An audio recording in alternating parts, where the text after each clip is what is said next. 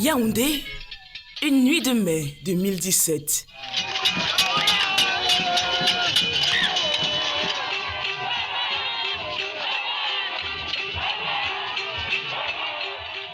Il est minuit passé et les rues sont survoltées. Ce n'est ni la fête de la jeunesse, ni la fête nationale. C'est plus excessif, plus primitif, plus jouissif.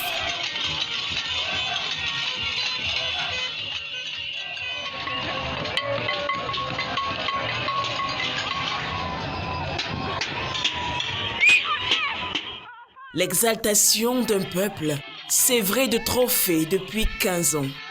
Ce soir, le bonheur a une seule patrie, le Cameroun, sur le toit du football africain pour la 5e fois.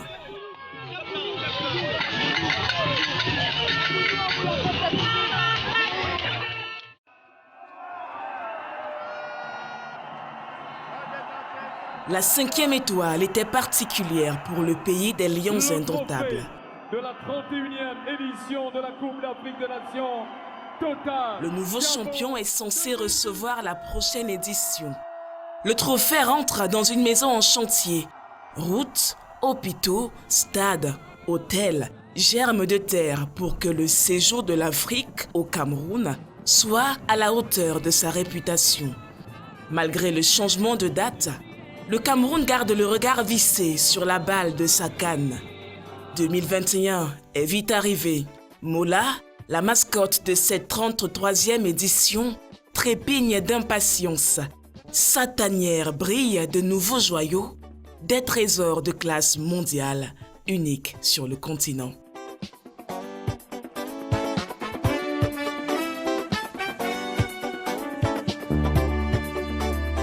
Ce soir, ma caméra et moi sommes invités à une soirée au domicile du ministre chargé des missions à la présidence de la République, Philippe Bargambois. Les convives sont de hautes personnalités du monde du football, d'anciennes vedettes du ballon rond, des dirigeants de médias et des hauts commis de l'État. Ce soir, le plus haut sommet de l'État est à la manœuvre. Le président de la République en personne a réuni ce beau monde pour une mission spéciale. Si spéciale que le chef de l'État, Paul Biya, a dépêché son plus proche collaborateur du palais, le ministre d'État, secrétaire général de la présidence de la République. Ferdinand Ngongo partage à l'équipe les très hautes instructions du président de la République. Mots-clés, infrastructure, fait, vérité.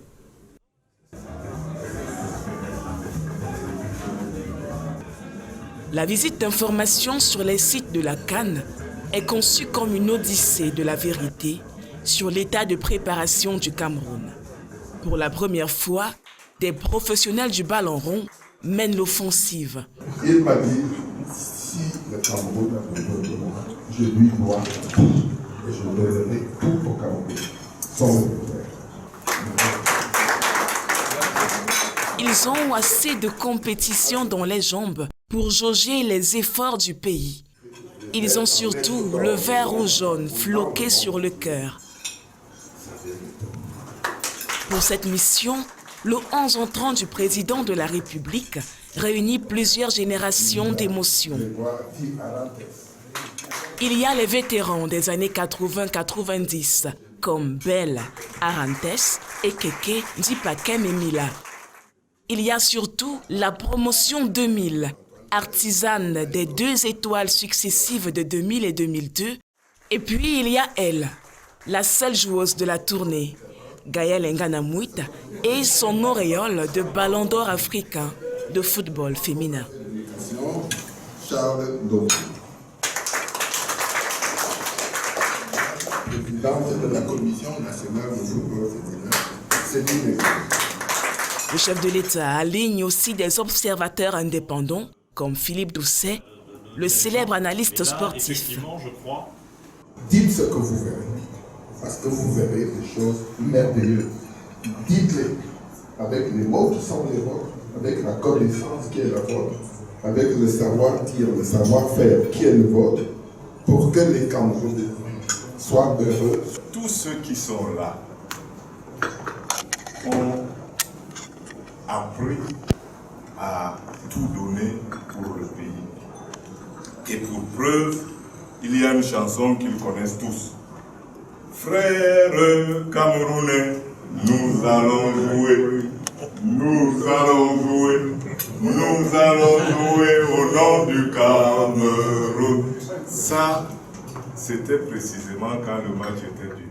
Ce qui se passe là est exactement, je peux vous le dire sans consulter les autres, ce à quoi chacun d'entre nous s'attend.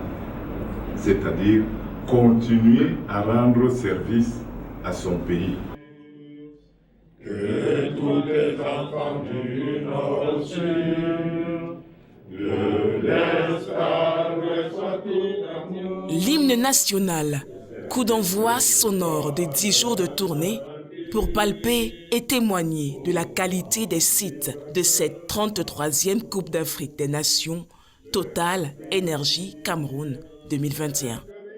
L'équipe sélectionnée par le président de la République est pleinement imprégnée des enjeux. Le Cameroun a essuyé trop de tacles et de médisances sur le terrain de cette CAN. Dans la tanière, Moula leur réserve des surprises aux 4 coins du pays.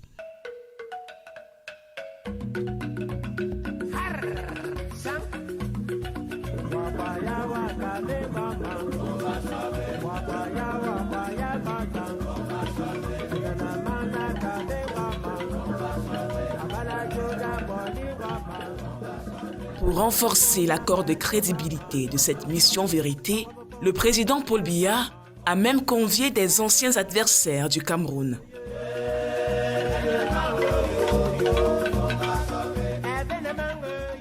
Un vent de retrouvailles agite le tarmac de l'aéroport international de Simalène.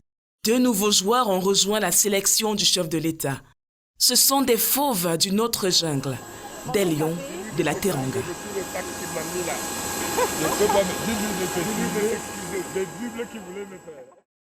Accolade sur le tarmac qui donne le ton de l'ambiance tout au long de la mission. Cameroun et Sénégal entre amitié et rivalité. My name is l'homme qu'on ne présente plus. Monsieur El Hadji Diouf qui a toujours fatigué les Camerounais. Et aujourd'hui, je suis là pour une bonne cause. Toute l'Afrique ensemble pour une bonne cause et visiter les sites. Vous savez, je vais pas fatigué. Il sait lui-même de quoi il parle. Il reconnaît que il a l'impression d'aller vite, mais face à moi, il allait doucement.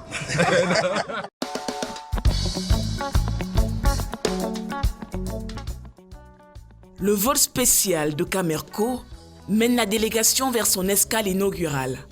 Douala, la capitale économique, la terre natale de Patrick Mboma, le fief ancestral de Roger Mila.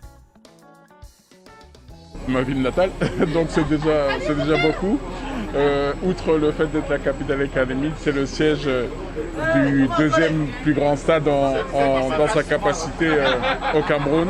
Très belle enceinte que j'ai pu voir pendant le CHAN, le stade de Japoma.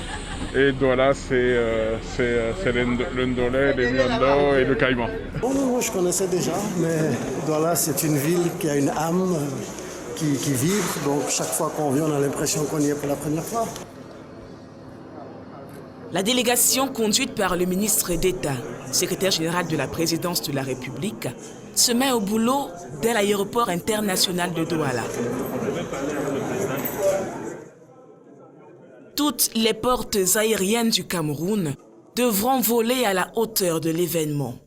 L'on teste ici le dispositif d'accueil et la fluidité des transactions. Aujourd'hui, que je viens de voir, franchement, pour accueillir les équipes qui vont venir est extraordinaire.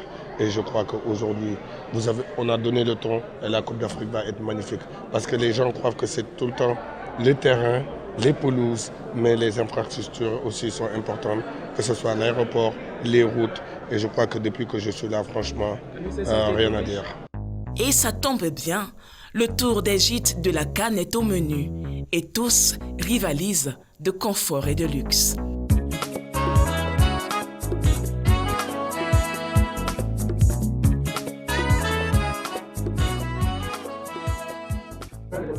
C'est confortable?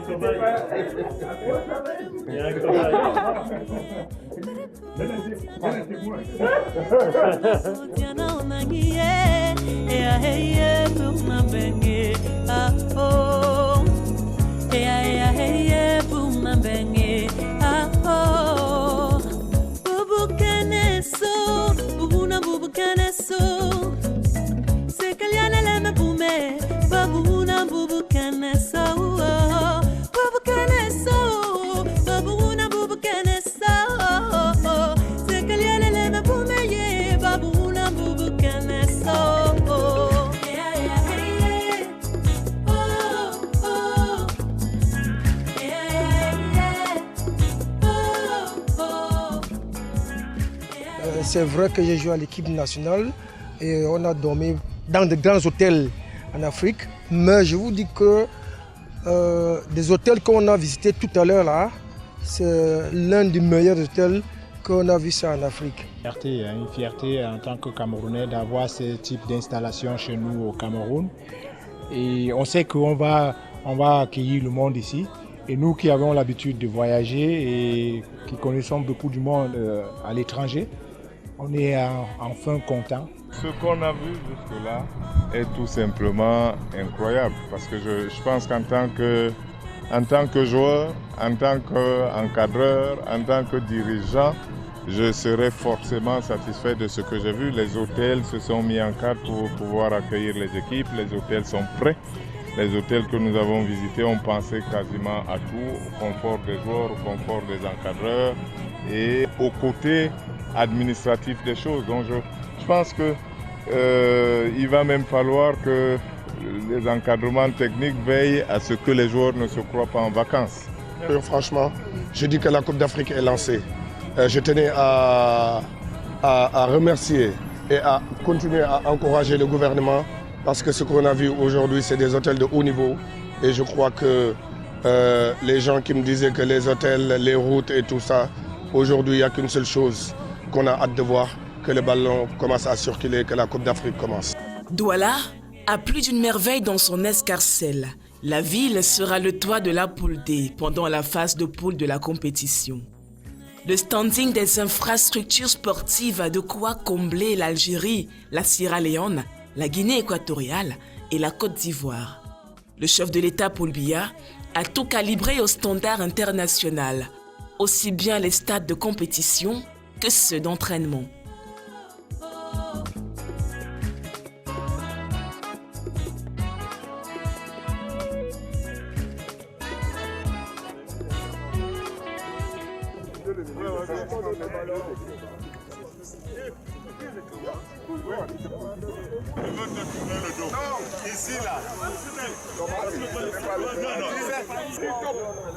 Kajne, pardon, Kajne.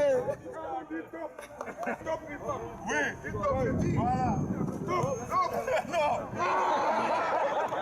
Ça c'est la jalousie. Alioune Boucar au goal et El Hadji Diouf à la balle, c'est le replay d'une finale de CAN mémorable. Souvenez-vous, c'était le 13 février 2002, au stade du 26 mars de Bamako. Cameroun et Sénégal suent jusqu'au son pour le trophée. Diouf est le capitaine et la coqueluche de l'équipe. Et pourtant, ce soir-là, son tir au but vole très loin des filets d'Alioune Boucar.